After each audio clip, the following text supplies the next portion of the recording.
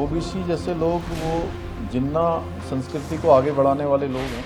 उत्तराखंड में uniform civil code का draft तैयार हो चुका है और जल्द ही कमेटी ये ड्राफ्ट राज्य सरकार को सौंप देगी। वहीं मुख्यमंत्री पुष्कर सिंह धामी 3 दिवसीय दिल्ली के दौरे पर हैं, जहां उन्होंने असदुद्दीन ओवैसी को लेकर कहा है कि ओवैसी जैसे लोग जिन्ना संस्कृति को आगे बढ़ाने वाले लोग हैं। और क्या कुछ सीएम धामी ने यूसीसी पर कहा और ओवैसी का यूसीसी को लेकर क्या कहना है और उत्तराखंड कांग्रेस का भी इस पर क्या कहना है और क्या है यूसीसी, इस सब पर आज हम बात करेंगे आज का उत्तराखंड में। तो चलिए करते हैं वीडियो की शुरुआत। देखिए, ओबीसी जैसे लोग वो जिन्ना संस्कृति को आगे बढ़ाने वाले लोग हैं। अब देश आज हमारे यशस्वी प्रधानमंत्री मोदी जी के नेतृत्व में तेजी से आगे बढ़ रहा है। कश्मीर से लेकर कन्याकुमारी तक, कटक से लेकर कटक तक पूरा देश एक है और पूरा देश तेजी से आगे बढ़ रहा है। एक भारत श्रेष्ठ भारत का जो संकल्प है वो पूरा हो रहा है। आज पूरी दुनिया में भारत का मान सम्मान बढ़ रहा है। आज मोदी जी के नेतृत्व में हर तरीके से देश दुनिया का सिरमौर बन रहा है।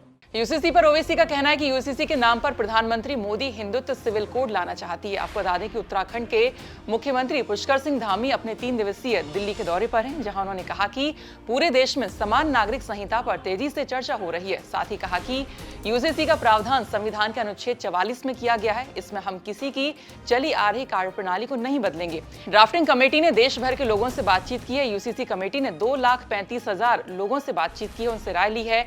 विभिन्न धार्मिक और सामाजिक संगठनों के लोगों से भी बातचीत की है। समान नागरिक संहिता पर उत्तराखंड के सीएम मुख्यमंत्री पुष्कर सिंह धामी ने कहा है कि समिति की रिपोर्ट पर चर्चा के बाद आगे की कार्रवाई करेंगे। सीएम ने कहा कि पूरे देश में समान नागरिक संहिता पर तेजी से चर्चा हुई है। लोग यूसीसी के पक्ष में। उत्तराखंड में यूसीसी का ड्राफ्ट बनाया जा रहा है। ड्राफ्टिंग कमेटी के साथ चर्चा हुई थी। प्रधानमंत्री मोदी जी के नेतृत्व में हर काम जो संतुष्टिकरण के हैं और सशक्तिकरण के हैं उन सभी पर काम हो रहा है। इस पर भी काम हो रहा है। देश को मजबूत करने की दिशा में हर तरीके से काम चल रहा है। सबके उत्थान के लिए काम हो रहा है। उसी में समान नागरिक संहिता का भी तेजी से देश के अंदर चर्चा भी हुई है और लोग अपने अपने तरीके से उसके पक्ष में अपनी बात भी रख रहे हैं।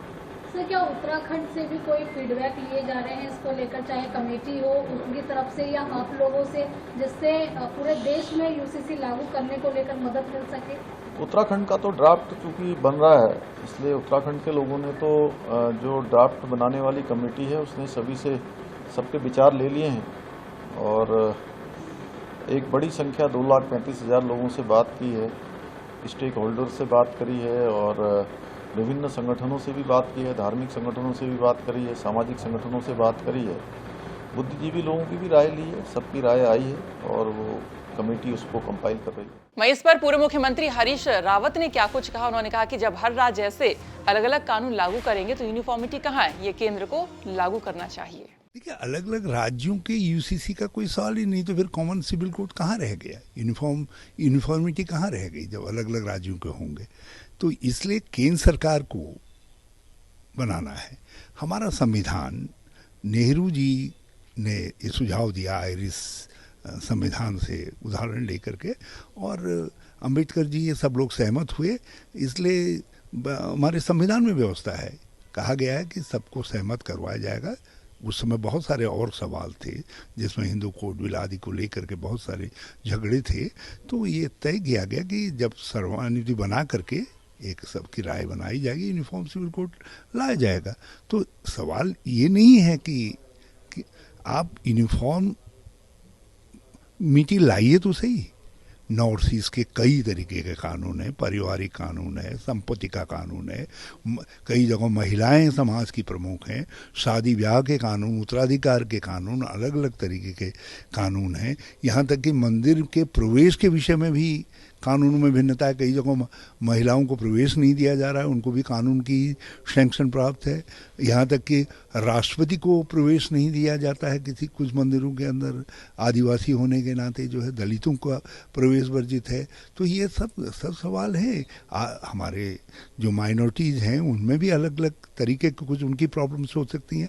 आप सबसे बातचीत करके लाइए। आप यदि केवल समाज में विभाजन करने के लिए अपने मुसलमान वाला एजेंडे को पूरा करने के लिए कॉमन सिविल कोड ला रहे हैं, तो फिर धामी जी ने जो है मोदी जी से पहले पहल ले ली है।